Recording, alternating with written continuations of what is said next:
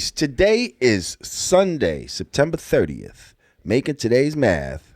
Understanding cipher or being born to understanding. Oh, that's true indeed. The understanding is the best part because it is the crystal clear picture that is drawn up in the mind from knowledge and wisdom. That understanding creates more ciphers, more knowledge, wisdom, and understanding. Peace. Peace. Welcome back to the Yanadameen Godcast. I'm Lord Jamar. I'm Digger. We got resident researcher Rage in the house. Yes, sound man extraordinaire Alex Stanton. What's going on? Staten. I keep saying Stanton. Staten. Yeah, man. Cameron, the cameraman, intern. What's good? What's up? And my man Harold, editor, cameraman extraordinaire. What's popping? Yep. Okay.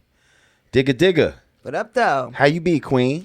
I'm good, man. Coming off a nice little weekend show. Yeah, you look like you would like going to Beauty War or some shit.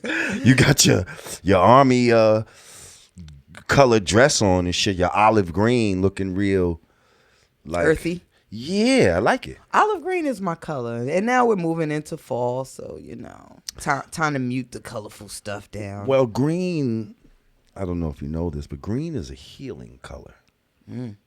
Yeah. Kind of deep that you're herbal wearing this today. And the grass and just nature. But green, and see, that's also the actual color of love. Okay, you know how they try to say that the heart, they usually make it red? Well, when you deal with the chakras, and you go through each chakra, the heart chakra is green. Okay? It's not red. Your base chakra is red. That deals with more your base desires. Is red like thinking? Because I feel like when I was putting my studio together, like a feng shui specialist came in and was like, reds and copper tones, they're good for, stimulating the brain. Red is more, as far as your chakra is concerned, it's dealing more with, your base self, like basic survival, like food, clothing, shelter, sex, just basic. Red light special. Yeah, real basic needs. Like, you know what I mean? It's only when you get to your higher self that, you know what I mean? So there's your lower chakras that deal with more of the ego. And then there's your higher chakras that deal with, your God self, your higher self. So, yeah, I just think it's interesting how a lot of people feel like, oh, red is the color of love. But really, the color of love is green. And the color of healing is green. And we love you when you're green. That's all I wanted to say. Thank you. I'm going to wear more green. Wear more green. So anyway, we back from last week. Yeah. I had it was my birthday weekend and birthday week and all of that. You a whole 50 now. I'm a whole 50. How's it feel? I mean, I guess I'm official OG. Same shit, different day? Yeah, same soup, just reheating it. You know what I mean? I don't feel old. That's all I can say. Like it's in your mind. And you're never supposed to feel old. Yeah, it's all in your mind. Like to me, this is middle age. Like you know what I mean? This is middle age. Like most of us should live to about 100. So if you live to 100, well, shit, this is middle aged.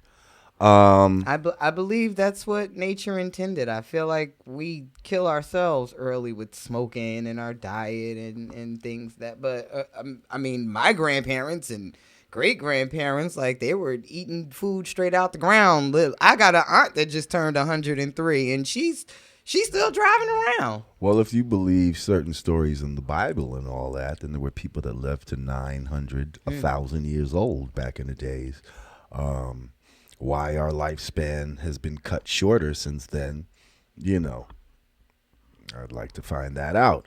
But apparently, medicine and diet. There was a time where we lived much longer lives. So this little 100 years is really nothing compared to what we could be doing if we were truly, living according to how we should live. But anyway, I ended up going down to because you had a show right at SOBs, yes? Yes. That was something with Mr. Cheeks, right? Yes, that was Mr. Cheeks. So he's actually putting on a Music Makes Me High tour. Correct. And shout out Mr. Cheeks. Shouts out the whole LB fam. Uh-huh. And this lineup was Mr. Cheeks headlining Brand Nubian minus yourself. Myself was there. And I'll tell you why in a minute. Artifacts performed. I performed, of course. Edo G. Do It All. Shouts out to Lords of the Underground, Positive K, and Royal Flush. Wow. So it was a pretty packed house. All my friends. Yep. Dope show. That's what's up. This was SOBs, yes? Yes, this was SOB. So from what I'm hearing, this is the first of many. They're trying to take this show on the road. I mean, hey, I was getting phone calls. Maybe I think they said the show started at 11. I was getting phone calls that the line was down the street around the corner by like 10. So, you know, people showed up. Now it probably was 100 rappers in the building. I don't know how many people were guest list and other rappers, but no, it was a packed house. I think the next time they do it, they should probably pick a bigger venue because it was nuts. Now let me ask you, ratio, male-female ratio. Male-female ratio. Because I heard it was a sausage fest, but I want to hear what you got to say. It was I'd say 70-30. Because there were definitely a lot of females in the building. I probably bought the chicks out. That qualifies, right? I'm gonna take credit for bringing the chicks out, but right. It was first of all, SOBs usually has that harder type of rap, right? That more underground type of rap, right? Which usually appeals to men. But when I do shows like that, I'm just stating the fact. I'm just stating the fact. I'm not saying anything. I'm not saying anything. There's 100 million women like me that just love hip hop and love boy shit. Okay, well they need to.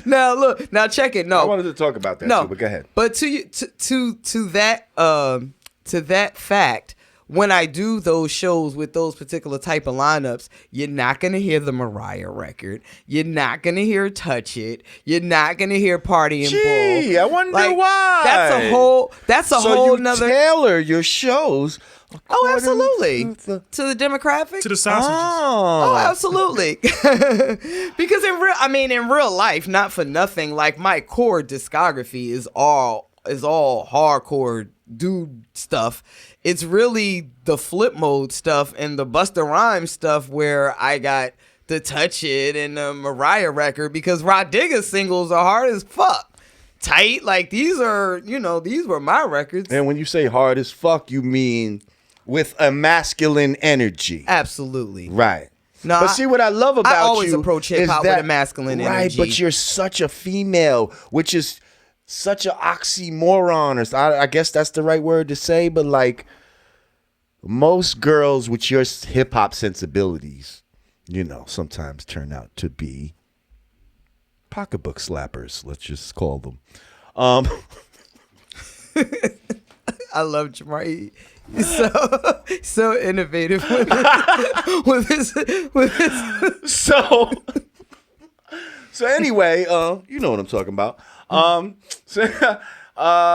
the fact that you are a womanly woman, like you like to get your hair done. I ain't never seen you without your nails did and all this type of shit. But yet, you like some hard hip hop shit. Like you have a harder, as far as music goes, it's a more male sensibility without, running around like young M.A. out this motherfucker. I got you. I do, and I'll be honest. There's not too many female rappers that I even listen to. I need a certain amount of hardcore but outside of listening to it sonically, there's a sisterhood there. I'm always gonna support the sisters, but in real life, I don't want to hear that.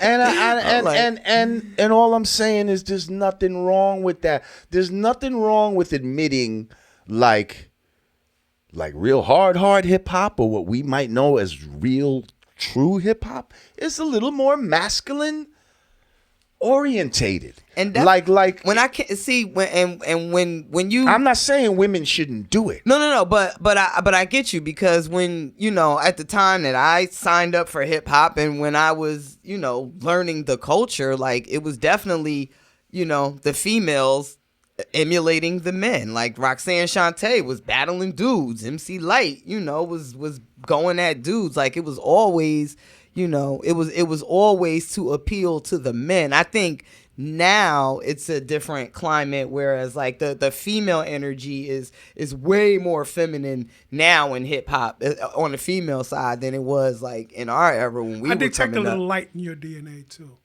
A little light? Yeah. MC Lyte. Oh, absolutely. MC Lyte, Latifah, and Shantae are like, as far as like the females go, like those are the big three for me. Indeed. Me right, but then they have other females in their DNA.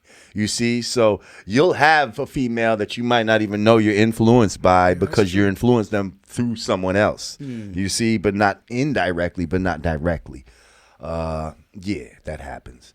So, okay, this is just an interesting conversation. But anyway, so I was not at this show because I was in Washington, D.C., at the Congressional Black Caucus. So dope. I was invited down there by Congressman Andre Carson of Indiana. Shout out to my brother Andre Carson from Indiana. Would you believe I first met this brother on this show? Oh, wow. Like, he's a fan of the Godcast. And I'm talking, nice. I actually interviewed him on the Godcast when I was still doing it out the crib in the basement. Okay? And he did the Instagram live with me. And this was a really interesting brother. His background and all of that. You know, he has like a Nation of Islam background. And his grandmother was a congresswoman. And then he came in after her, and it's just it was just a crazy story. So we, you know, he came on, it was cool, and then boom, he invites me to be on a panel for the Congressional Black Caucus. I heard of that before in my mind, you know, somewhere in the back of my mind, I heard about it. But when I told my wife about it, she was like, "Oh, that's a big." I was about to say that's a very esteemed. That's a big fucking deal. Yeah, that's no small feat. Yeah, but that's like a different pedigree. How do you felt you fit into that? Come on, B. I can fit in all realms and all ciphers. You understand what I'm saying? Like, yeah, it's nothing for me. You know what I mean? So, plus, you stand very firm on your views like that. You know. Yeah, that's what I mean. Yeah. Like, you have not wavered in your conviction since. And it's not going to change when we go to Washington. Since like 1991, like brand Nubian, Lord Jamar is the same. You know, preaches the same. Just do your homework. That's all. Message that do your homework. It's not much has really changed. Although yes, we do evolve, and certain things. If you really get into the nuances of certain things, yeah, I have changed my outlook on certain things. But basic your message tenets, is pretty. Yeah, pretty my consistent. basic tenet are consistent. So anyway, I was on a panel, amazing panel led by Reverend Yearwood. Andre Carson was on the panel. Myself, my son was on the panel. Hakeem Green was on the panel. Moni Love. What's the sister's name? Damn, she was sitting right next to me. Man, her name escapes me at the moment, but yeah, there were some good people on the panel. Tamika Mallory. Tamika Mallory. Thank you. Mm-hmm. Tamika Mallory. Shout out to everyone on the panel. Everybody had some good shit to say. And is that the sister that had the issue on the flight?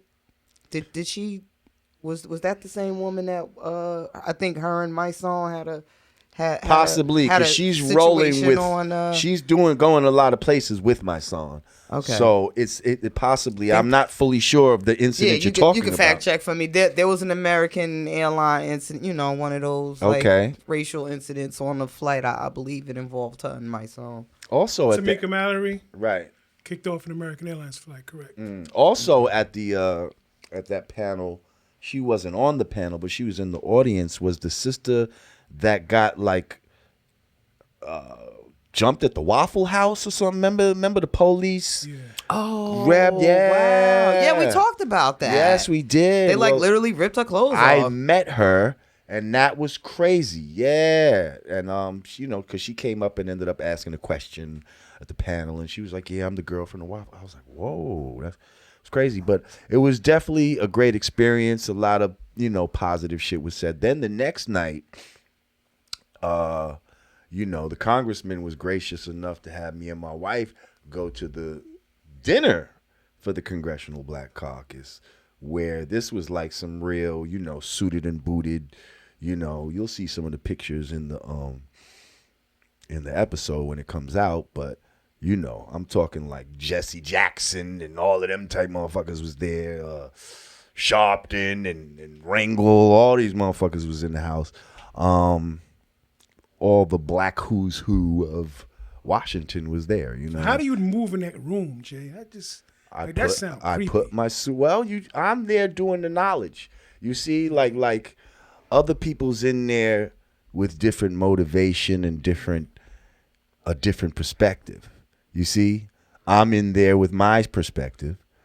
You got some folks that are just in there for photo ops. Right, yeah, that's what I'm saying. And then you got people that are actually so disingenuous there to do what they came to do. Right, and I'm almost that, when you see me and you see me in the suit and I got my bow tie on and, that's, for me, that's camouflage. Yeah. I'm wearing camouflage amongst these people. Now I look like any one of these motherfuckers. Actually, I, probably look even more handsomer than you. But anyway, but at the same time, I don't think like everybody in there. You understand what I'm saying? I'm sure for a lot of and to give credit to the senator, neither does he really. Like this brother was in the Nation of Islam. Right. You understand what I'm saying? He was in the Fruit and all of that. So he has a certain perspective that I don't think the average politician has. Yeah, that being said, I'm sure a bunch of the people in there was on some real boule type of shit. But, listen, I've been around all kind of rich motherfuckers before. It don't faze me, like, you know what I mean? Like, it was an interesting experience. I'm glad that I did it. Yeah, everything was set out. Once again, thank you to the congressman and his staff. Then, actually, the same night that we got there, my wife ended up throwing like an impromptu 50th birthday party for me at this spot called The Park out in D.C. Let me tell you something. Nothing is impromptu when it comes to women. She had your whole itinerary mapped out without you even knowing about it. Before y'all even left your crib, she already had what was on the docket for the whole weekend. See, I'm the type, I could just chill. Like, I don't really need, I'm not so much into, big celebrations and shit like that. I hardly ever have birthday parties. Most and shit men like that. aren't. Yeah, but if you want to throw me one, like, I'm with it or whatever, but I'm happy just smoking the L. You know what I mean? Nice little Henny and Coke or something like that, and just kicking back, And offending people. Yeah, but I appreciate the thought. Wife, you like, no, we need the cake. We need hey, where's Yeah, she had, she had her people come where's out. Where's the dancing leprechauns? Like, we're just extra. Yeah, my cousin came out. Shout out Ramel.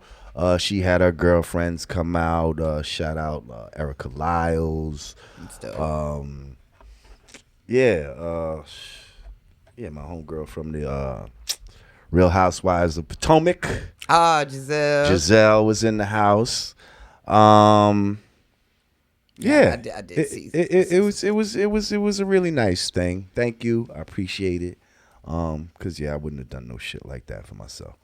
And yeah, that's where we was. That's where I was.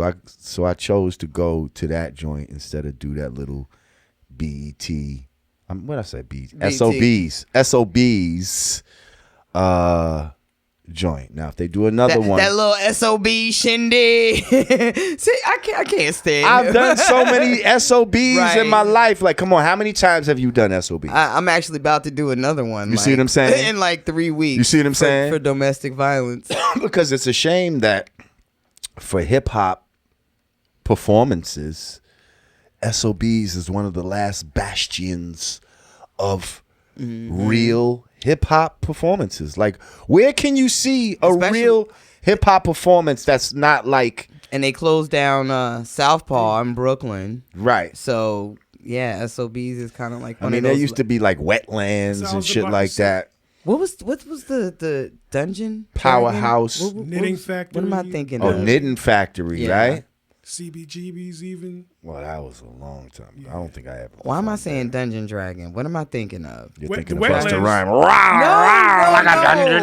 No, there's like the dungeon. That's gonna come to me. The dungeon. I remember doing a show there. There was so many people to places to perform. Right. Mars, Palladium. Oh, I used to like Mars. Yeah, Mars was the shit. Mars was the shit. And now SOBs. Remember the Tunnel? The Tunnel, that was some different kind of hip hop. That wasn't really like underground hip hop. That was like you made it, you were like a staple on New York radio if you had a Tunnel banger. But it had its golden era too when DMX dropped. You know what I mean? Yeah. SOBs, maybe Stage 48 now, but that's often a little more higher caliber of show these days. You been to Stage 48 before? I'm not sure. Yeah, it's like 48th Street, West Side, and Latin Quarters. You might see like a Jada, a Fabulous or something. I don't know if you're gonna see like a Music Make Me High tour. Right. Yeah, I've been to some shit where Puffy was at Stage 48. So okay. Right. Yeah, you start to get a little fancier. Sure. There's a couple of those spots. So basically, at Stage 48, I'm doing Mariah. I'm doing Absolute. I'm doing Absolute. Okay.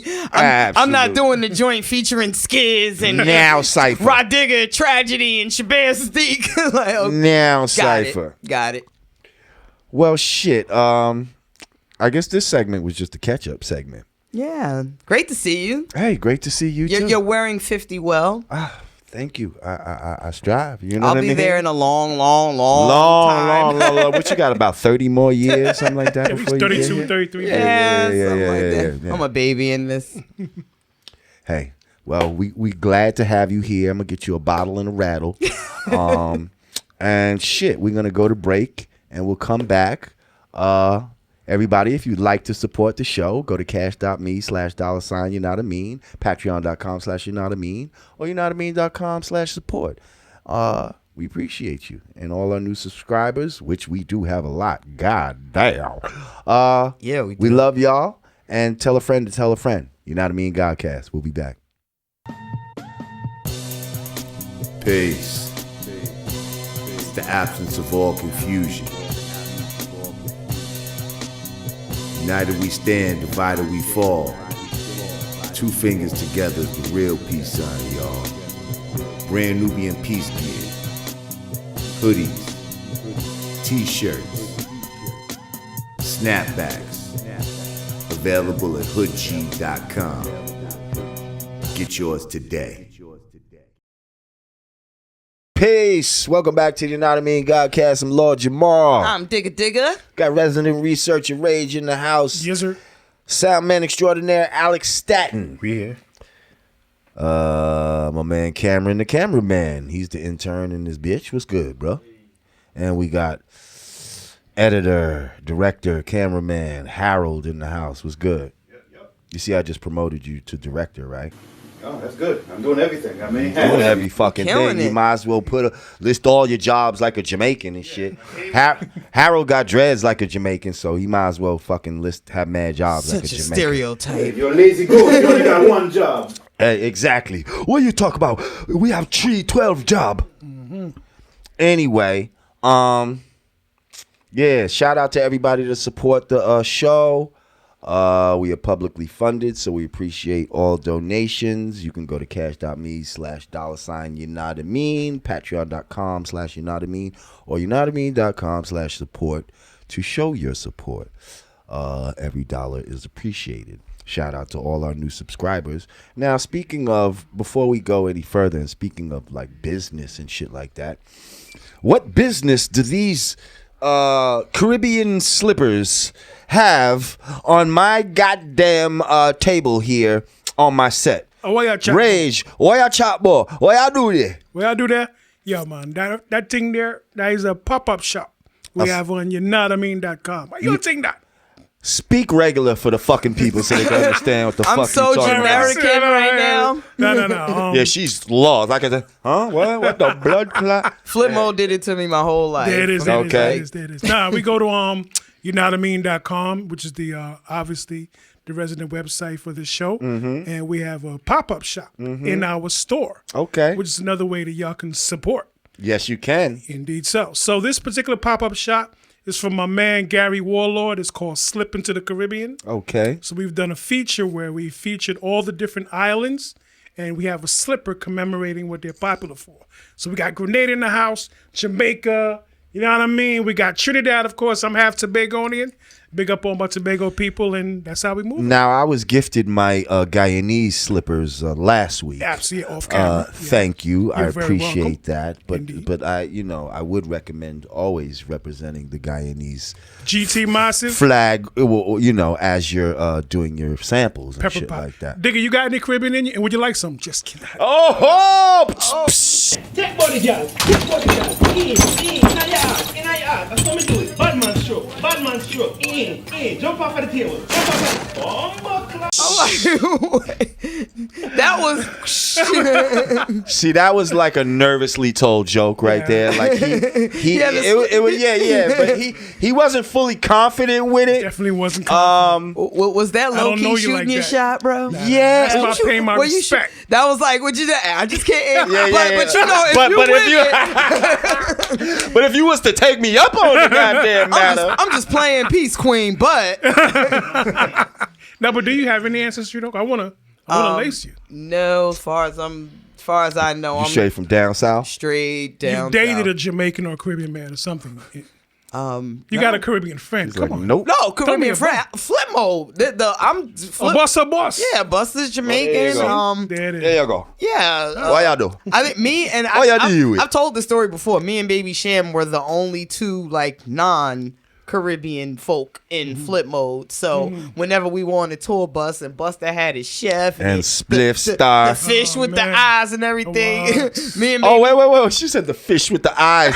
You don't like the fish with the eyes? Are you the type of person that take the head off the fish? please take the head off of me. Bumbacly! Hey, You know how look, much nutrients? I said, you know, a good meat pandit. we Jamaicans How much good meat pandit? prefer our meat without the eyes attached to it. Thank you very much. Why you don't want Flipper looking up at you? Yo, I see, cause that's what I'm saying, that you shouldn't be eating it. If you can't look the motherfucker in the eye, then you shouldn't be eating it. How about that? Wow. Okay? And it's crazy healthy too. It's actually known as a I'm pretty Front and pretty sure that's where the You said a most front end lifter. ting for the the bop. most Trini would say, nutrients ting are for the bop. in the head, right? Yeah.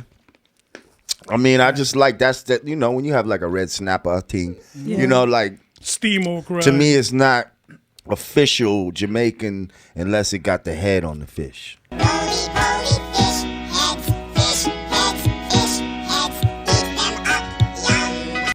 Yeah. Well, this Jamaican here, I say, give me my fish from the neck down. There it is. Okay.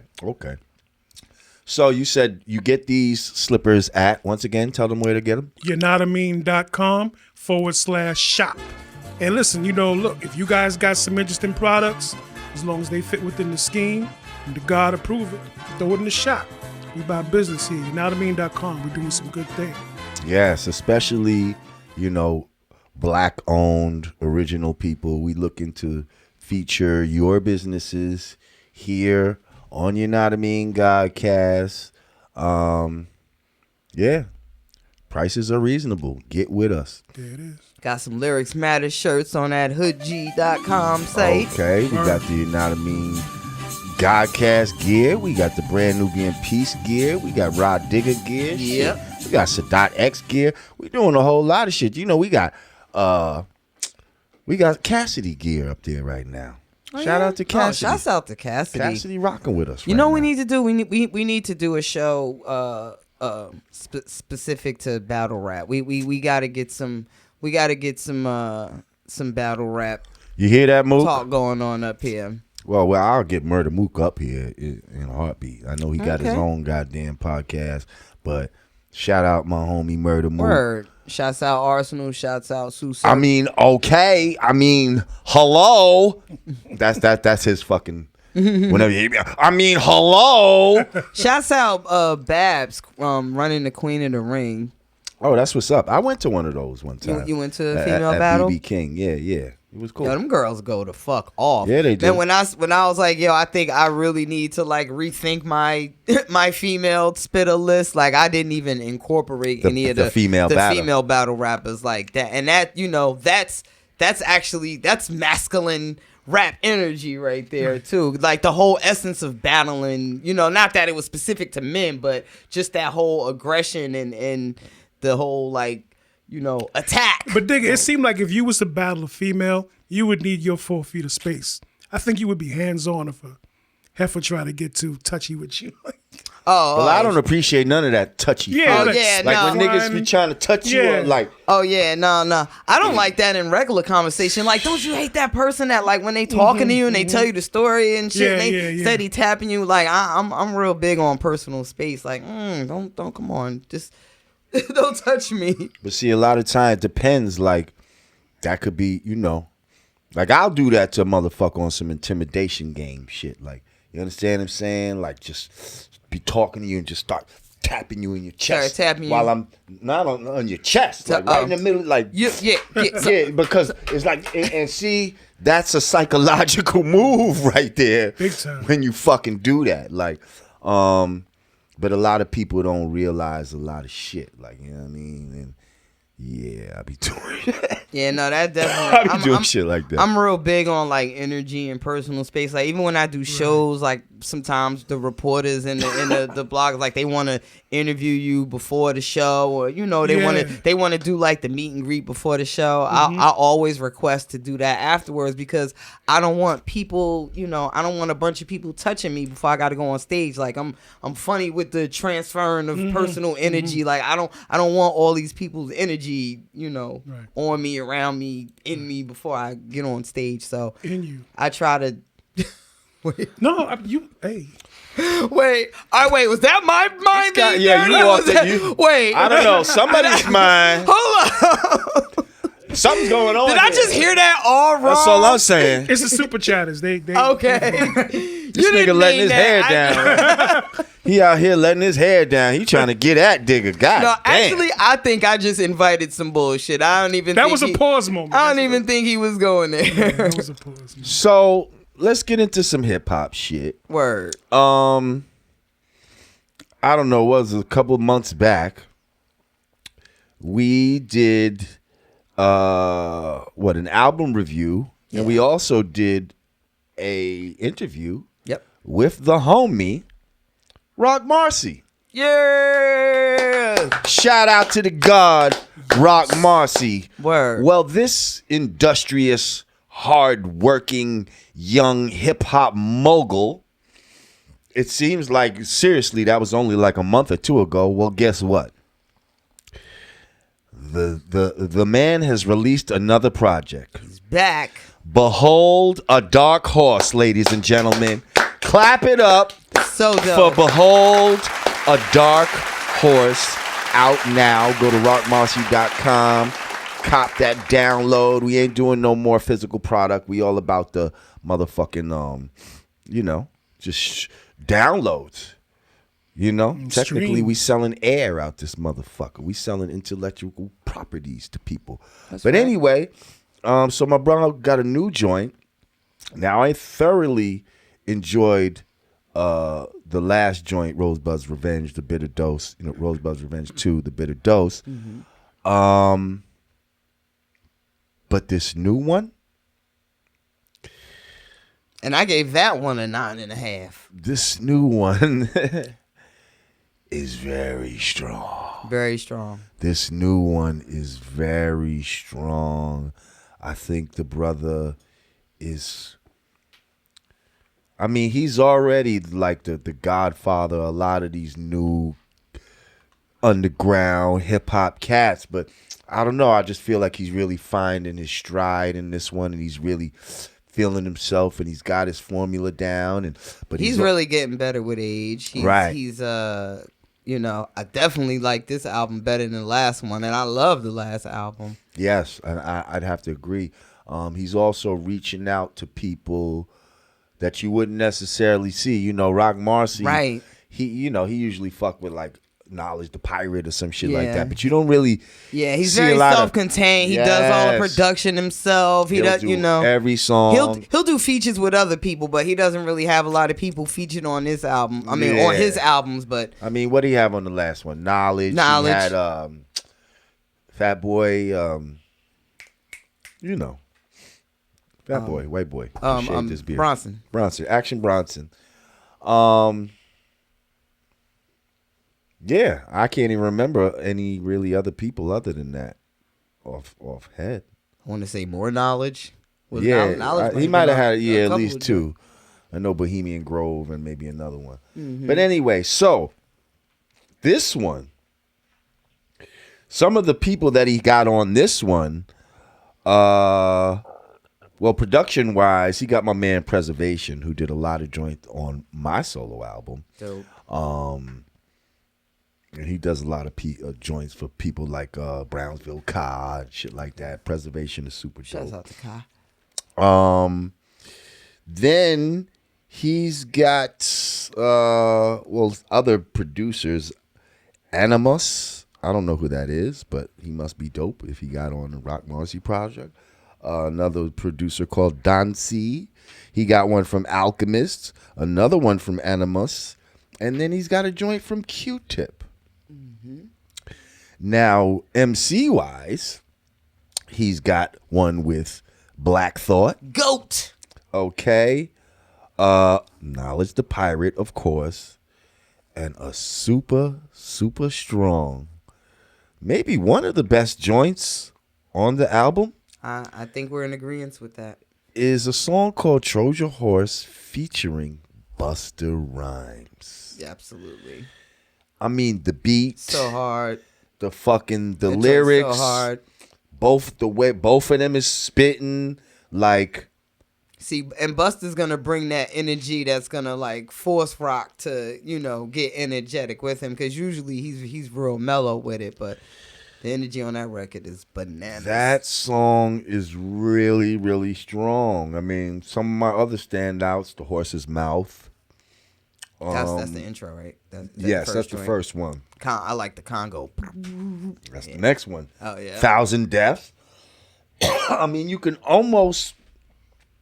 I got to listen to it a few more times, but it's almost one of those joints that I think you can play. Yeah. Without pretty much. Yeah. Without doing the fast forward thing. Yep. If there was a fast forward thing going on, it'd only be one or two, maybe. And that would all depend on your particular mood at the time. Right. You understand what I'm saying? Right. Because he got a couple of beats that I would say sound a little nicer. You understand? Like not as screw face as I might like my joints. Like I got to listen to the Q-Tip one again. He gets pimpalicious. Yeah. I got to listen to the Q-Tip one again because I don't know. I just felt like maybe I was expecting a little more. You know what it is? I think when you listen to an album for the first time, you always, there's always going to be those joints that immediately jump out at you. And then you're going to play those out so much. And then later on, when you listen to it again, depending on the mood and what you're dealing with, you're going to catch something in one of those other records. Like, oh, that's what he meant by, or, oh, like you're gonna be whatever setting you're in. Like something about the weather is gonna. This record is gonna sound different. Yeah. Like it's definitely like that. That Alchemist joint is crazy too. You notice it? It's like two different parts. It's almost like two different songs in one. Because I'm listening. Because I always want to listen in the beginning. That's called Fabio. Yeah. Fabio. Produced by Alchemist. Shout out Alchemist. Halfway through that's with one of my faves too, by the way. Well, halfway through that track, it actually switches to a whole nother beat, which is even better than the first half. I mean, that's hip hop. Like, that's hip hop. Like, Yep. I love shit like that. Like, you know, motherfuckers like that would do freestyles back in the days, and they might rhyme over like 5-6 break beats in one little freestyle session. Like, the beat just keep changing, and they still rocking to the shit and just adapt into whatever beat comes on. Yeah. That's some all hip out hop of shit. sync That's and everything. staple. That's like Sway. Yeah, it might not even be Five the Fingers of same Death. beat, same tempo or Be some out of shit sync. like The that. DJ might be a little bit off and All still of that, going. but you got to keep on. Somehow as the it MC. became synonymous to Ice Cube jacking for beats, but it like it became something that Well, that the was an world example think of he him coined. doing it Right. on wax, but Right. But it's that always was been- a DJ thing that would happen Right. back in the day. It's always been around for as far as I could tell. Yo, Jay, we should do a segment on tapes, like Cold Crush, Fantastic Five, really showing like the DNA where this stuff come from. Really showing y'all age. Well, and just showing. Let me start acting like I wasn't born when tapes was out. I had my stretching Bobito and tapes. those No, ain't no, no, no, Those no, ain't no, no. tapes. That ain't Oh, the I'm tapes we sorry. talking Those ain't the about. tapes. Oh, sorry. You are Mr. showing your Mr. age. Magic? WHP. You're getting a little better now when you World say famous Mr. Magic. Supreme Team. Okay. I'm talking about like Zulu Nation Yeah. tapes. Ron Like, G, do-wop? no, No. that's later. Like, Okay. we're talking about like Zulu Nation tapes from Bronx River and Cold Crush and Fantastic Force Five. MCs and I know, Jazzy you talking Five. MCs.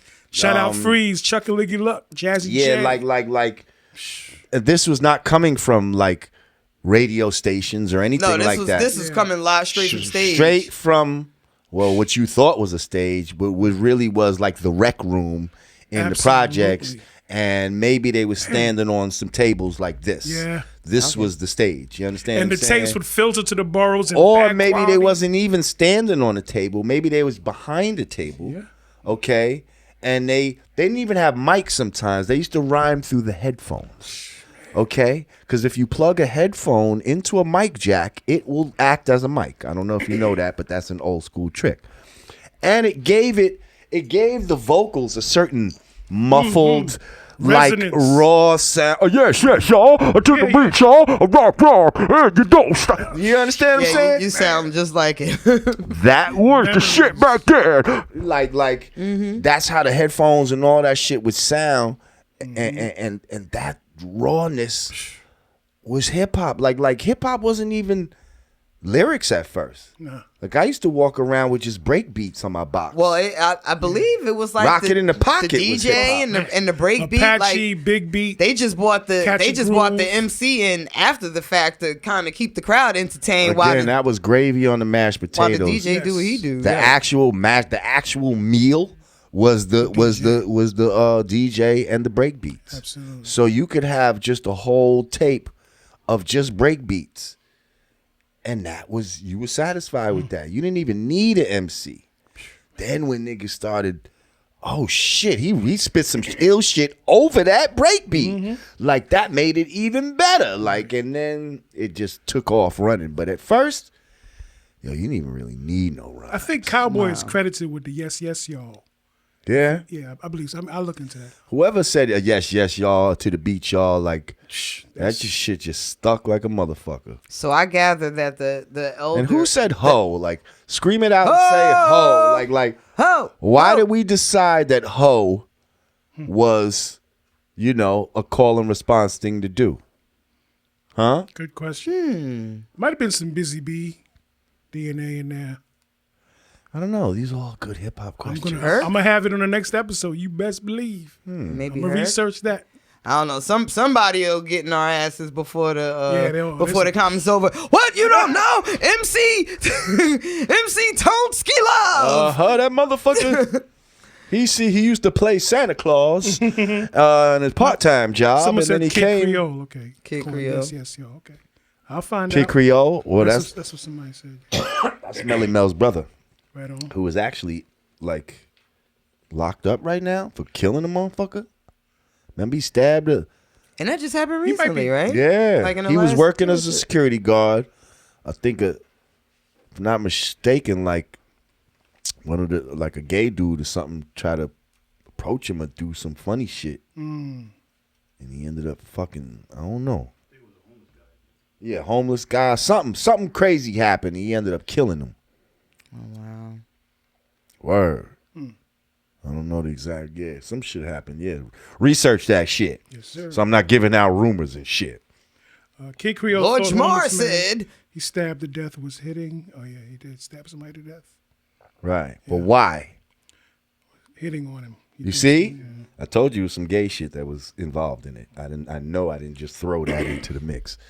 So yeah, you know, I wonder how the. he probably said, "Do you got some gay people in your family? Do you want some? I'm going under. You got some the gay? bus. You got some gay in you? You want some?" The motherfucker said, "What the fuck you say to me, nigga? Swoop. The fuck you say to me?" I wonder how the elder DJ statesmen feel like, because now it's all about, you know, the rapper and the MC. Like nowadays, like you rarely see artists even using like DJs. I feel like we're kind of like the last of the people that care about cuts and some of the younger some of the younger ones that are cut from our cloth that, you know, that It's funny you said. I gotta shout studied out it, the but- homie Grand Wizard Theodore, which is heralded as being the inventor of the scratch. And I had the privilege of sitting in a room with a bunch of people from that time, and they all was like, "Yeah, him." I was like, "Wow," you know what I mean? So I mean, you know, the world owes Theodore, man. Now, is that the one that invented the scratch? Grand Wizard Theodore, indeed. So he said he was cueing the record, and like his mom. Somebody came, called, yeah, You know what I mean? Yeah, and then he was like holding the record. Turn that music down. And he was like, huh? Huh? And it was like, oh, yeah, in the background. And he just And ran to town with it. Like, Now I started as a DJ, like that was my shit. Before you wrote your first rhyme, you were on Before the I tables? wrote my first rhyme, Wow. like I started rhyming because of DJing. Like, you know what I mean? used Like to I had a DJ. crew and all of that. Like back in the days, it would be like Grandmaster Flash and the Furious Five. You see what I'm saying? So I had my fucking crew, KD and the Ever Loving 3. I was KD. whoa. Okay. And so like that's when motherfuckers used to do routines and all that type of shit, right? So I actually started to help write routines. That's how I even got into the shit. Like, but for them, like just pieces to it, not the full thing, but pieces to it. And oh yeah, that's dope. And so now they adding that and they saying it, and then like I just started rhyming them because you know what happened? The DJ started getting pushed to the back. Right, that's what I'm And saying. my Like, I wonder vain how ass does the DJ community feel like now that the rapper is being, you know, heralded so much over the My over the vain DJ? ass said nobody puts baby in the corner. Okay, nobody puts Lord J in the corner. We know. So I said, you know what? Since the DJ's getting pushed to the back, I need to start rhyming. Fuck the bullshit because you know, I'm not going in the back. I'm not a background ass nigga, and so that's how that happened. Why'd I even bring up the DJ shit though? Oh, I could actually bring my turntables in one day if you that'd like. be dope. We have a little DJ. You got the Serato set up? Yeah. Yeah. Show y'all a little something in this motherfucker. We need Jay, you know I we can need do this. approved music though. Shit that will fly on YouTube and all that. We'll figure it out. Listen, I got to shout out Grand Mixer DST, the first DJ to win a Grammy with Herbie Hancock, Rocket. And Grand Mixer DST, I had a lot of good conversations with that brother too. Shout out to Grand Mixer DST. He had one of the illest records back in the days. Yeah. Grand Mixer DST. But now I heard one version that I never heard again. Real quick, we're gonna go to break. Back in the days, there was a version where like, so the rapper went, right? And then at the end of the rapper, when he finished rhyming, he scratched the rapper's word. This was some of the illest. I mean, this is way ahead of its time. It sounded like somehow, I'm not sure, because back then you almost had to make an acetate of the vocals in order to do that. Right. So this motherfucker, and if you don't know, an acetate is like a test record, like a test pressing of a wax record. And they were hard to scratch. What came to be known as the white labels.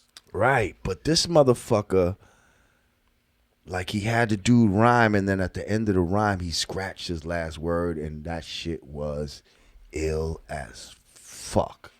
Like, that's some shit you could kind of do. And I think actually somebody did some shit like that, but it's not as memorable. Well, eventually Run DMC did it with Tougher Than Leather. Be with peace to the rhymes are just made. You know, they played with that. Yeah, they damn sure did do that, right? Yeah. You said Beast to the rhyme. like Run DMC is like early history for me. You said eventually Run DMC. So that's how, y'all just way okay. Absolutely. DST is circa like 83, 84. Mm-hmm. Yeah. Oh, I mean, according to the encyclopedia, I wasn't there or anything. I'm just. I was a little youth, but you know. You was a teenager. I wasn't there, but I was aware. How about that? Anyway, listen, we're gonna take a break. We're gonna come back, and we're gonna hit you with this last segment. Yanadameen Godcast. Peace. It's the absence of all confusion. United we stand, divided we fall. Two fingers together is the real peace sign, y'all. Brand Nubian PEACE gear. Hoodies. T-shirts. Snapbacks. Available at hoodg.com. Get yours today. Peace. Welcome back to the Yanadameen Godcast. I'm Lord Jamar. I'm Digga. We got our resident researcher Rage up in the house. Yep. Soundman extraordinaire Alex Staton. What's going on? Cameraman Cameron in the house. And director, editor extraordinaire, my man Harold St. Louis. Wataguande. All right, so we back. Look at Digga looking at herself on the live stream. No, I have looking to at the comments. I have shit. to look over here to look at the comments. Mm-hmm. So we back. Where we at? Where we at? What did we say we was talking about? Well, we were actually in the middle of discussing some DC Comics / Marvel stuff. Yeah, behind the scenes, we were talking about. You said maybe a new Captain Marvel is about to come out. Yes, a new Captain Marvel is about to come out, and that was eluded from the outro. If you stay to the end, I did stay to the end because I learned of the that that's what you're supposed to do of the Avengers. Mm-hmm. Then you saw the phone call that Samuel Jackson or Nick Fury as his character was about to make before he disappeared like everybody else, and that call was to Captain Marvel, which is going to be the next big thing in the Marvel comic universe. That's why I was looking at the comments, because I know they got some some feedback. Now me not being someone that's fully familiar with all of these like DC / Marvel characters, and I don't go to all the movies. I went to the Black Panther one because all the black people was going to see Black Panther, and we wanted to just support that movie and really have it do well on its first week. So I went on the opening night. Anyway, oh shit! Look. This look like some. You got your. I got my Wakanda shit on, and I didn't even realize. Okay. I mean, it's Wakanda-esque. It's not. I thought really. It was Thundercats, but hey, I'll take it. Thundercats.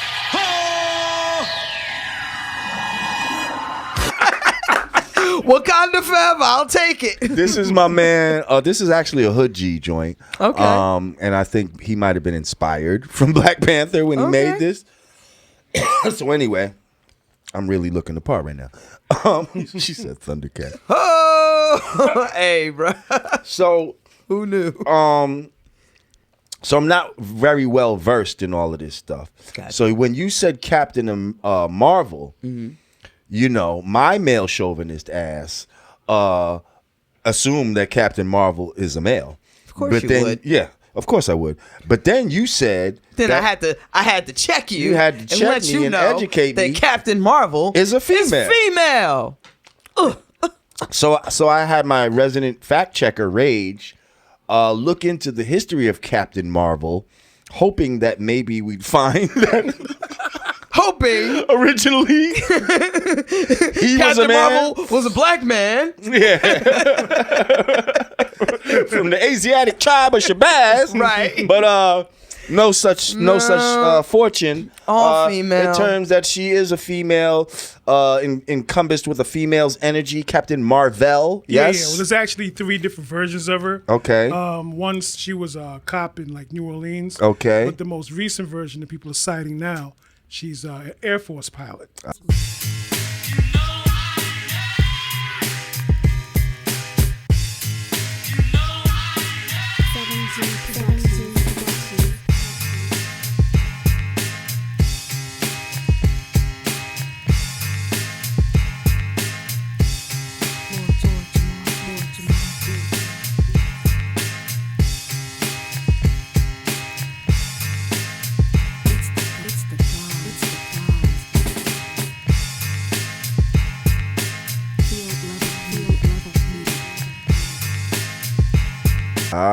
Yeah, apparently. So she's a captain in the Air Force. Because I was going to say, what ranks did she rise up to even become a captain? Like a captain of what? Right. Yeah, there you go. Because there's a lot of things you could be a captain of. She's captain. What? In the Air Force. Huh? She's in the Air Force. Okay, cool. As long as she's not the captain of the hose or some crazy shit. You know what I mean? Like, we don't need those type of captains. Like, or a captain save a hoe. We don't like those type of captains. Those are bad What'd you say?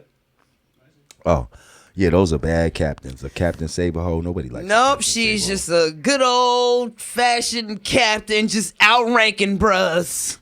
Outranking the bros. Okay. Go on, Captain Marvel. Okay.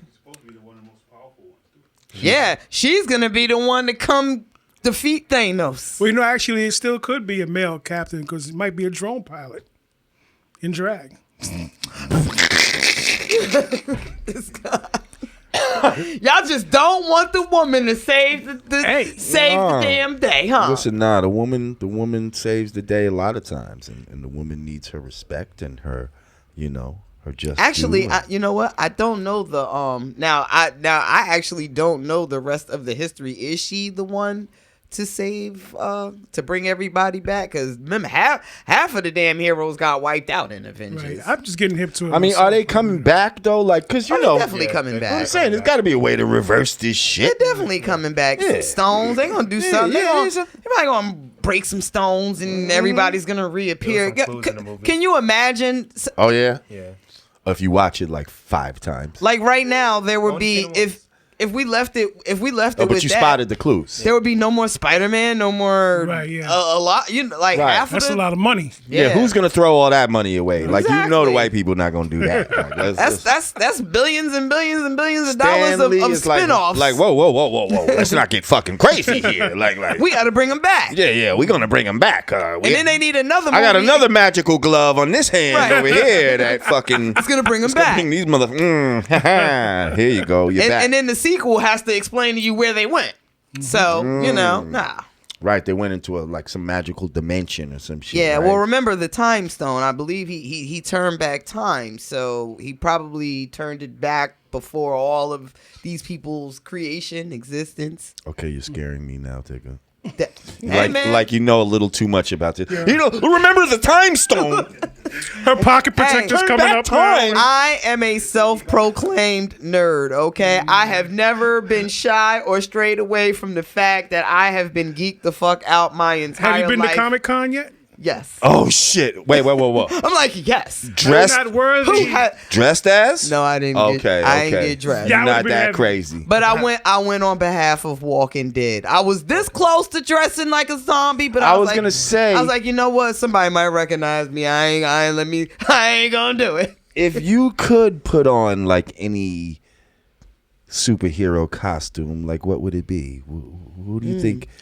Wonder Woman. Wonder Woman, yes. I've always grown up idolizing Wonder Woman. I could see he was a character in Amazon, without a doubt. Well, first of all, Wonder Woman's supposed to be from the Amazon, and guess what? Guess You what know, Amazon white is. fucking women in the goddamn Amazon. Facts. So who the fuck? Like, there is a real black, actually a black Wonder Woman. You can look that up too. There is a black Wonder, and I happen to know that because somebody else put me on that, and I am, I do sometimes harbor useless facts, and for me, that would be a useless fact to me. But since in this conversation right now, it is not useless because I actually remember, what's her name? Nubia. Oh, From the Amazon shit. jungle.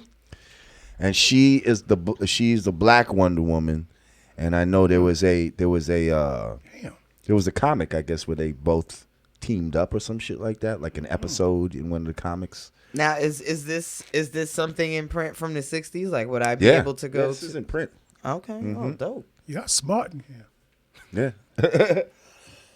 Yeah. So anyway, I say all that to say, you probably would be a better Wonder Woman than the images that we've been given thus far, because that's not even the proper image of a Wonder Woman. I'm just saying. Such is life, man. The way your hair is right now is kind of Wonder Woman-esque. Wonder Woman. Well, these are this is And you look. and I've got the There it is. I've got the cuffs. This is a what you call crochet braiding. This is an African hair braiding technique. Talk about it. Crochet braiding. It's called crochet braiding or crochet weave. You can actually do it. They do it with weave hair or with braids, but mine's is actually braids. But what they do is they braid your hair, and they literally take a crochet needle and then make a sweater out of your hair. Yeah, that's literally what they do. They literally crochet the hair or the braids onto the braids that are already on your scalp. Now, is this a new technique? It's not new. It's been around for a while. It's something, that Because I've never necessarily seen this. Well, let me tell you, it's definitely a black thing because we yeah. yeah, I mean, like, I don't know how, how doable it is to cornroll white women's hair and crochet in that fashion, but yeah, Their hair's probably a little weak for that. Yeah, it's weak. It's something very popular. Not as strong as our sister's hair. And very quick. And it's actually, now this is actually a real protective style because it's not doing the damage that the sewing weave needle is doing or the gluing. So, no glue involved. No glue involved. Nice. No weave thread sewing involved. No, this is straight like crocheting braid hair. So nice. So a little something I learned in my my African braid shop travels. I was like, oh, I'll try that. I like it. So what's all this bullshit I'm hearing about Kanye? Kanye is back to black, I hear. He has announced he's officially moving back to Chicago and he's never leaving again. He has restationed his the Yeezy brand home base back to Chicago. He's at Harold's eating chicken with mild sauce. He is apparently he's feeling like he wants to be back home again. So is this a precursor to his divorce? Because I hear she fries good chicken. do you think that Kim K is going to want to live in Chicago? She absolutely does not want to move to Chicago. I think they already said that I was thinking about that. Like, okay, so where does Kim fit in this equation? But Nowhere. She don't fit nowhere in the Chicago equation. So either you're going to be, having multiple homes and all of that, and now leaving this little porn star by her fucking self and shit, thinking that she ain't gonna be out there fucking niggas with your fat ass, you know what I mean, is out in Chicago trying to get back to your blackness. Yeah, she gonna get back to her blackness. But anyway, that was slick. Hey. Yeah. But I'm just saying, like, I don't see her saying, you know what, Kanye, okay, let's go back to Chicago. I mean, it's not like they're gonna go live in the hood in Chicago, but still, like Hollywood, Chicago, like it's super nice. The weather in Cali, Calabasas, it gets super cold. Southside In Chicago, it's the windy city. Like, trust me, her spoiled little ass don't want to be living in nobody's fucking Chicago. Okay? So now, if you made this decision, it was probably an arbitrary one that where you did not consult your wife. I just wonder if this is a sign. I don't think he consults her with too much of anything. Do you remember not too long after the whole TMZ incident, and he actually put it in a song on the album when he was talking about, like, basically she chewed him out like, yo, bro, you're fucking up the brand. Like, you know, he mentions that in the song, like how she, you know, to the public, she definitely, you know, she had his back for outward appearances. I believe that. But you know, I believe she holds sway and a whole lot of influence. She she definitely put that call in, like, bro, you sounding crazy. You fucking up the money right now. Well, I mean, the nigga making songs for her and shit like that. So now I'm wondering, you're such a fucking hoe. I love it. That was dedicated to his wife. All right, go ahead. So now he's back in Chicago, and I wonder if this is a sign of new music to come. Like he's trying to get back to he's taking pictures with Rhyme Fest and Consequence. So like that's too much theater. He's really you know, he's really putting on the optics. I'm concerned about it, brother, just in general, man. Everybody is concerned. That's from the heart. I mean, the ones that are concerned, you know. Listen, I think Kanye is super talented. He's entertaining. I don't think he makes the best choices sometimes, you know. But, you know, we'll see where this goes. All I'm saying is I don't see the Kardashian following him out there and holding him down like that. Maybe she will. I don't know. And if she does, I don't see it lasting. Like, she's like, all right. Let's see if she make it through the winter. If she does go there, you dig what I'm saying? Like, well, the winter is coming. In the words of Game of Thrones, winter is coming. Okay, and that's gonna test your love. So let's see what the deal is.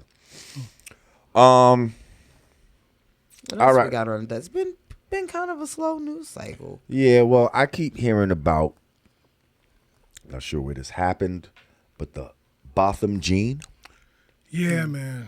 Okay, I hate to end off on a negative note, but this is some real bullshit. Apparently, a brother was in his own home, just chilling, and a woman, a female officer by the name of Amber Guyger, apparently, you know, they live in the same apartment building. Apparently, she was on the wrong floor or something like that. Mm-hmm. Thought she was at her apartment door. Went to put the key in, which I guess is some sort of electronic key. The door was ajar, so she went in. It's totally black inside, and then she sees a figure coming towards her. She removes her service revolver and proceeds to kill a brother basically in his own home. That's one version. Well, what other versions have you heard?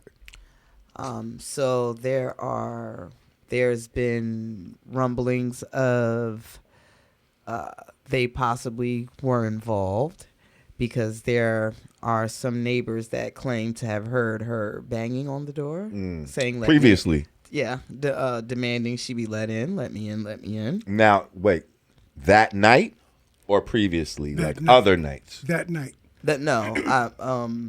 But that yeah. in that moment, the banging of the door was let me in at that moment. It's rumored. At that moment, it's rumored. Allegedly, okay. It's rumored, Because, now what's happening is day by day, what they do in every situation is now they're villainizing the victim. So, that's what they always do. A warrant has revealed that they found marijuana in the home. What? So, there's so many different adaptions of this story now. But she has not been... Well, the peculiar thing, first of all, she was never arrested. Yeah, she hasn't been. 3 days she doesn't later, have real formal charges, right? Yeah, and plus 3 days later, after the effect, she took it upon herself to turn herself in a county separate from where the act took place. There was a toxicology report. There was a toxicology test that was taken, and they refused to make the results public. Well, how was a toxicology test taken if the bitch didn't show up till 3 days later? Wouldn't anything that was in her system possibly be out, especially if it was alcohol? Like, how would that even be valid 3 days later after, unless it was taken at that time? And then she broke out. Yeah. See, I don't know. So here's my thing. Like, if this was an accident, right? How fucked up do you have to be to get on the elevator, get off the wrong floor in your fucking own building, go up to the door, try to open the motherfucker, and still not realize you not at your crib? Too many moving parts in the story. You know what's interesting? I've done this as a kid. But this has actually happened in my house. But I think it's when I first started getting high. This actually happened in my house. Someone was drunk in my mom's building. Mm-hmm. Someone drunk came into our apartment by accident. Now you walk in the house full of black people, and it was a Spanish brother. But it was like 3-4 in the morning. The house is dark, so I lucky he didn't get killed. Hey, talk about it. Okay. It almost came to that. Like I know Mama Digger got a snub nose up in her purse. The protection was definitely drawn. So like hey, and he still hey. He still didn't realize what was happening. He walks across the room and puts his Heineken bottle on the table. Man. Like, he's still not getting it. He's still not getting it. And actually, I had one of the bros over that had to just kind of like physically turn him around and escort him out of the house. Wow. Like, bro. Then he went next door with the same. But what happened was he did get off on the wrong floor. He got off one, but I guess by habit he walked to the same direction apartment. So, but to walk in the house and kill somebody, that's sketchy. My first order concern is, why is all these accidental shootings always kill shots? Like, if it's an accident, like, why didn't you graze them? Or the knee. Why are you always killed? We always die. The knee. Bullseye. Censor mass. Every time we accidentally get shot. Or better yet, I posed you a better question. What if the tables was turned? Would he have been in the wrong if he would have shot an intruder or what appeared to be an intruder coming in his home? Especially a white intruder. Okay? How crazy would that story have been? Yeah. Oh, he'd be in jail right now. And what state is this again? I'm sorry. Oh, this is Dallas, Texas. Dallas. Oh, come Florida. On. Well, Texas. I said Dallas, that's Freudian. No, that's deep. Florida and Texas. Well, see, yeah, it's like you have a similar feeling. Because I'm thinking of like stand your ground and all that. Exactly. Well, they're both very gun ho states. Stand your ground. You understand? Stand your ground is Florida. Now, I don't know if they have stand your ground in Texas, but, I'm thinking of but Bush that's definitely Texas is definitely like an NRA stronghold. You understand what I'm saying? Yeah. So all of that thinking and they have similar sensibilities. Let's put it that way. You know what I mean? Kill a nigga. Yeah. Oh, you're gonna find rednecks in Florida and you're gonna find rednecks in Dallas. And they both love their fucking guns. You understand what I'm saying? Well, not just Dallas, Texas. And they both love their fucking guns. Oh, speaking of which, somebody corrected you in the comments, said, Africa? is a continent, sweetheart? I know, but I know it's a continent. I don't know what they were correcting, but because we were talking about countries we never visited. Like I'm just thinking places. But I named Australia, Africa, and okay. Well, Australia is a continent. Right. Australia is a continent. True. Africa's a continent. I mean, I didn't. Maybe they were assuming that you would say countries. Yeah, I mean, because we were just thinking of places, right? Places we never been. Like, it wasn't to say Africa is a country. Australia, like, Chad is a so correct in defense, like, God damn, Africa. I mean, we know she Africa, does know her geography. We as know far Africa as continents is a continent. And countries. We know Australia is a continent. We know. Oh, and you were corrected too, because apparently you referred to Chile and Brazil as overseas. But we know North America is a continent. Whoa! I said Chile. Yeah, you referred to and Brazil. I was talking about Chile and Brazil, and then you were like, while we're overseas. Oh, and then you come on, that's some real nitpicking. I'm telling you, man. So, are you fucking serious? So I don't know Africa is a continent, and you don't know that Brazil and Chile is not overseas. Hey, you got to take water to go there, so technically it is. You fuck, you fucker. YouTube chat is a correct heavy, man. We're going to start charging for that, corrections. Yeah. No, it's okay. Hey. Another, while we're on corrections, you know the epilogue by James Todd. Okay, it was not James Caan. It wasn't Bond. James Bond. It wasn't Caan. It's James Todd Smith. That's what he referred to. Back seat of my Jeep. Let's swing an episode. So I got the pack of Rough Riders in the back of the Pathfinder. You know the epilogue by James Todd. Now that I even get it even more. Yeah, shout out to You see, Biggie. that makes the line even doper. Exactly. And while we're still correcting, yes, we know about Blueprint 3 back when. Oh, yes. J. Cole was on Blueprint. I'm like, yes, we know. So that was a bad example from Miss Digga, but in actuality, still love you. But in actuality, we were referring to the artists who don't run side by side with the people that they sign. Well, we kind of was talking about how. But I did use how an artist should support. Their artist that they're putting out. I used that as an example. Let's not forget he had to beg for that feature. But anywho, yeah. Does it matter? No. No, it doesn't matter. No. I'm just being a dick right now. But yes, we know. I forgot about Blueprint 3 so long ago. Yeah. So hang on. So they're trying to shit on Botham's name right now. Who he's from St. Lucia, yes? Yes. We don't got any St. Lucia slippers here. Oh, no, not today. Not today. Shout out to the pop-up shop. Yeah. Something tells me, first of all, I heard allegedly, maybe there was some police equipment they found inside of his home. Maybe some bags or some things that may have belonged to the police department. I'm thinking that he was knocking this broad off. Yeah. So then that would lend credence to her being involved with him. Exactly. And let me in and all of this type of shit. And they might have been doing, little scammy shit. Like she works for the police departments. Yo, steal me little police equipment and I could sell this shit on the street. I don't know. Maybe he got her on tape doing the nasty. And she's like, yo, it can go anywhere. Or maybe she was just sprung over the D. I mean, once you go black, you never go back. It's from, these white people get really, what's the word? More than sprung. Possessive? It's like possessed. Fuck possessive. They get possessed by the motherfucking, that black thing. Yeah, he's St. Lucian, so he raised on that ground food, that Caribbean. Oh shit, he might be doing that giving her that Dexter dick. You understand? Dexter St. That's that dick that you how Stella got her groove back type of shit. You understand? Please tell me you know that reference, nigga. Yes, I know that reference. And Dexter from Eddie Murphy. Yes, with a pretty little ting like you. I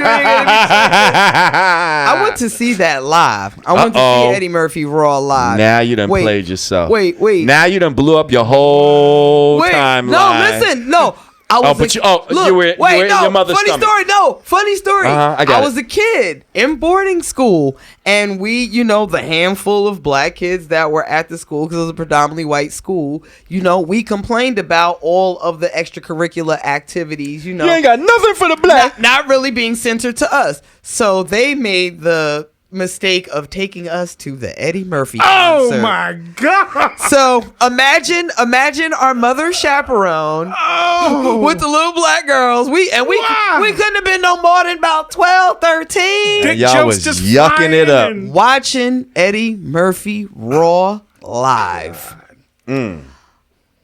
A time for the ages. That's all I can say. This was a white lady that brought y'all, yes? Yeah. Yes. So her face was red as candy apple red. Candy apple red. Bless her heart. Red is all outdoors. Wow. That might have led you on your path to becoming the digger we know. Hey, I think that definitely but I think half of those jokes probably flew over my head. Like, I was a virgin and I ain't know no better. Like, but you knew something was up. Half of the stuff he was. You ever notice, like, now that you're older, you listen to songs and jokes and hear things from back then, like, that's what the fuck they was talking about. I had no idea. You just singing songs the whole time, like they was talking about fellatio. We were talking about this before the show, and I think actually I want to do a show on this because I think it would be funny. Please. Like funniest just misconstrued song lyrics. Misconstrued, because we all got them. Songs that you thought the words were one thing and you was rocking it with it maybe for years. And then you find out, that's what the motherfucker was saying. And then it just all comes to you and you're like. And you found that in your 40s. Okay, some shit that you just had it all fucked up. Since you were 17, you thought it was this. And now you're, JJ, shit. I got one you're going to love real quick, man. Go ahead, real quick. When we was on the bus on tour and with leaders of the new school. Okay. I remember one time you took Buster to task over his scenario verse. You was like, what the fuck is ripping up just like a ratio? Remember, you was like ripping up the sound just like a ratio. Yo, you took him to task and you had him under pressure. I don't remember that, but okay. Yeah, I don't. I do. That's funny. Yeah. And what did he say? Yo, he really had too much to say. Like, it just rhymed. You know what I mean? I'm gonna hit him again. You're gonna have. Are you accusing Busta Rhymes of being a flippity dippity?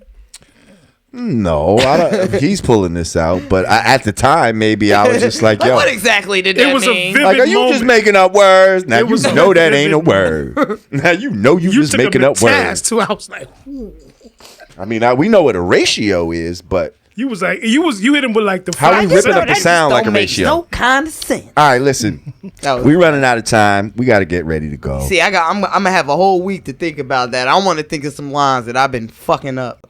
Before we go, I want to shout out a brother, Kenyatta Griggs, who sent me this book, and although I haven't read it yet, I'm gonna go ahead and recommend this book, and here's why.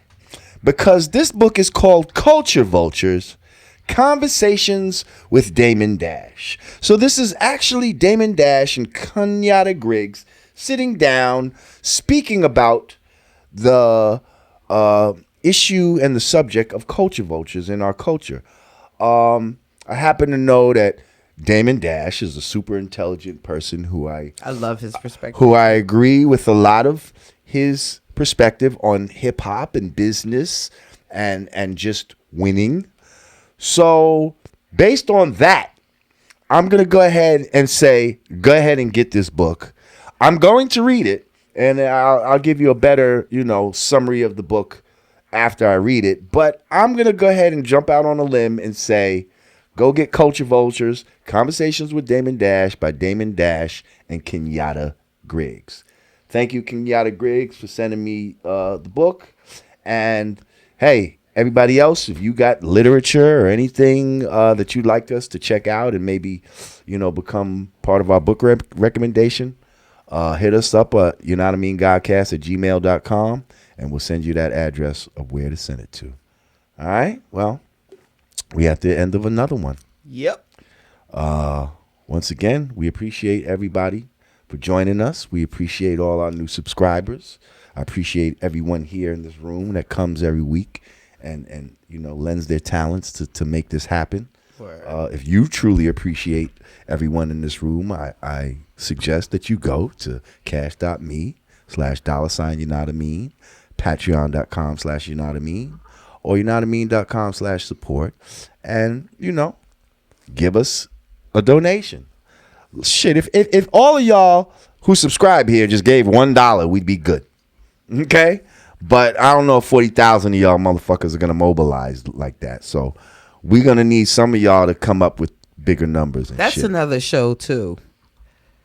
Mobilizing. And also, are we boycotting the NFL in real life? I haven't been watching. I still haven't been watching. So I'm still on it. If y'all are with it, I'm with it. But you're mobilizing and supporting what you say you're about. See, we say, we want revolutionary leaders and we say we want programs for ourselves, but we don't want to support these people. Like Malcolm X was a poor man. Like a lot of people who fight for freedom, justice, and equality don't have the resources that they need to fight the fight.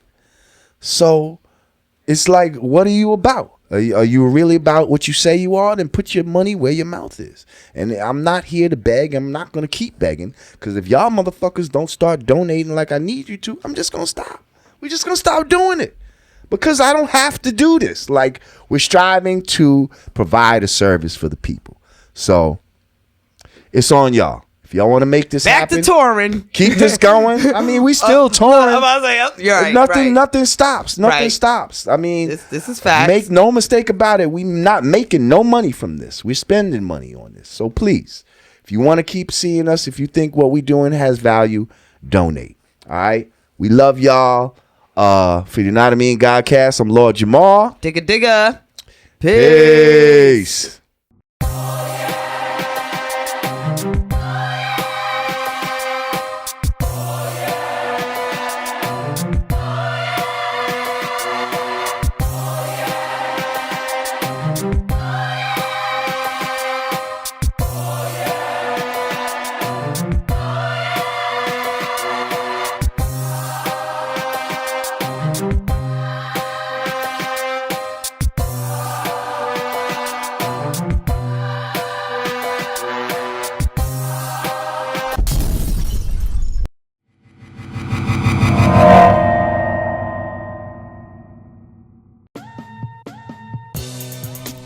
Peace. It's the absence of all confusion. United we stand, divided we fall. 2 fingers together is the real peace sign, y'all. Brand Nubian PEACE gear. Hoodies. T-shirts. Snapbacks. Available at hoodg.com. Get yours today.